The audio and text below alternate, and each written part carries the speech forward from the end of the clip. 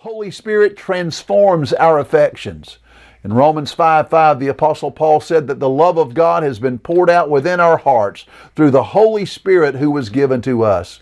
So the Holy Spirit transforms our affections, so no longer are we overcome by the deeds of the flesh, but instead our virtues and our emotions are guided by love and joy, peace, patience, gentleness, goodness, kindness, temperance. The Holy Spirit transforms who we are in the core of our being, in the core of our heart. The Holy Spirit also empowers our vocation. Paul says that there are varieties of gifts, but the same Spirit. But to each one is given the manifestation of the Spirit for what is profitable. The Spirit is given to some the word of wisdom, others the word of knowledge, to others gifts of faith, gifts of healing, gifts of miracles, prophecy, distinguishing of spirits, to some various kinds of tongues, and to others the interpretation of tongues.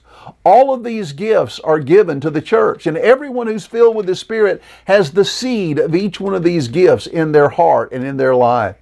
We just got to learn to nurture these gifts and allow the Holy Spirit to empower our vocation so that we can go into the world doing the mission of Christ, gifted with this wonderful presence of the Holy Spirit. Some people will ask, do I need to be filled with the Spirit? Do I need the spiritual gifts? What if I just love right?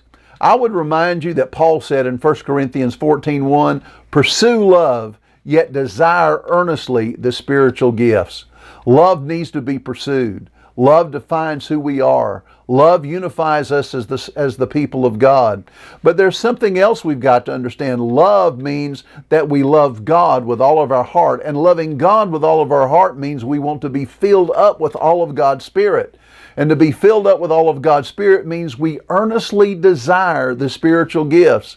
The spiritual gifts are not to be avoided. The spiritual gifts are treasures of the Holy Spirit. And just as we seek after any lost treasure, we should seek after the gifts of the Spirit so that we can be filled with the Spirit, so that we can do the work of the Spirit.